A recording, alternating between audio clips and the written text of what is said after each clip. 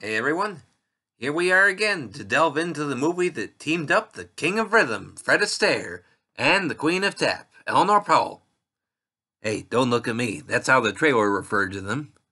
But the movie itself is The Broadway Melody of 1940, also co-starring George Murphy and Frank Morgan. Now in this movie, we find Fred and George as Johnny Brett and King Shaw, respectively, a dance team at Dawnland Ballroom. There they, or rather Johnny in particular, are discovered by Bob Casey, Frank Morgan, who is a theatrical producer. But Johnny thought that he was a bill collector and gave his partner's name as his own. So Casey ends up selling King Shaw to his associates as a new partner for their star, Claire Bennett, Eleanor Powell. Now they like King Shaw, and so they decide to use him for their show, even though Casey had meant for the role to go to Johnny. But on opening night, King Shaw is drunk, so Johnny goes on in his place since King Shaw passed out, but nobody knows except Claire, who is now furious with King Shaw. So the question remains, will Johnny become the Broadway star that he was intended to be? Now, in a number of ways, this movie is the oddball in the Broadway Melody series.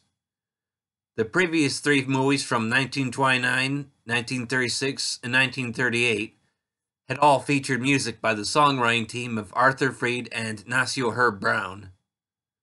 This time, the score was provided by composer Cole Porter, with a slight reference to the song Broadway Melody, used for a very brief portion in the opening credits.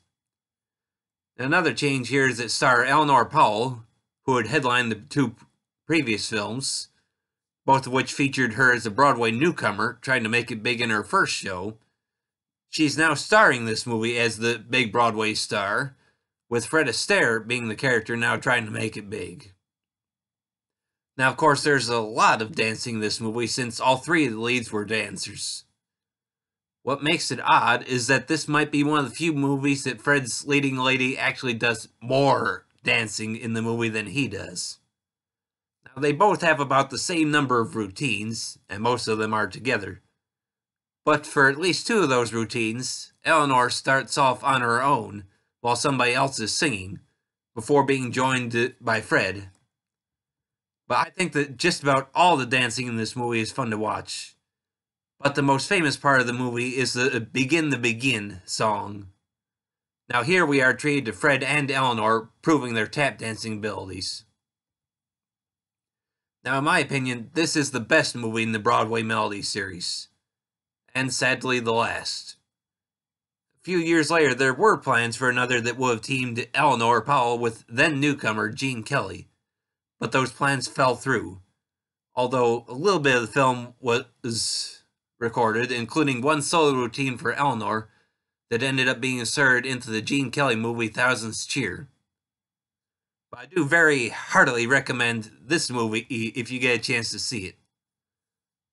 This movie is available on DVD from Warner Archive Collection and is about 1 hour and 40 minutes in length. Well, that's all I have to say on this one, everybody. Thanks for listening, and I hope you'll keep coming back for more.